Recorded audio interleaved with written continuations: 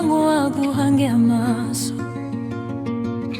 maze abanyabwenge ngo bamenye ibanga. Hariho abantu barakunda Imana, natwe abantu tugira abanzi.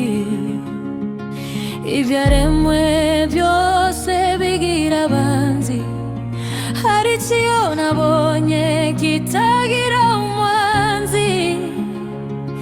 Ifaranga ntizigira umwanzi.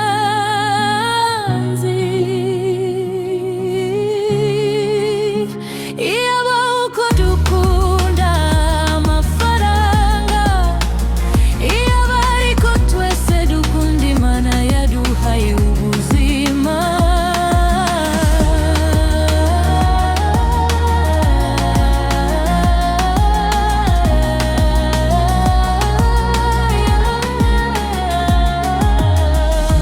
Wakugira inama yo kumenya Imana, ruyiture imanza zananiye imanjwa. Nigeze guhura n'umukire, bamwe bakize cyane kuruta abandi. Mubaza niba hari icyifuzo agira, ati cyane rwose musorerewe. Ubu mfite imyaka 80, icyambindura ngongera nkaba umusore, maze akitwarira ubu butunzi bwanjye.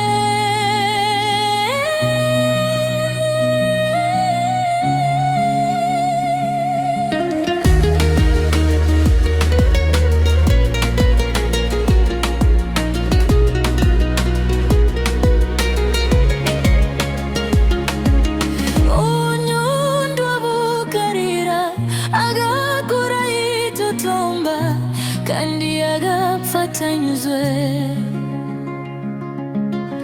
Dufata umwanya munini dushaka iby'isi, simbuze ko ari bigushaka ubutunzi.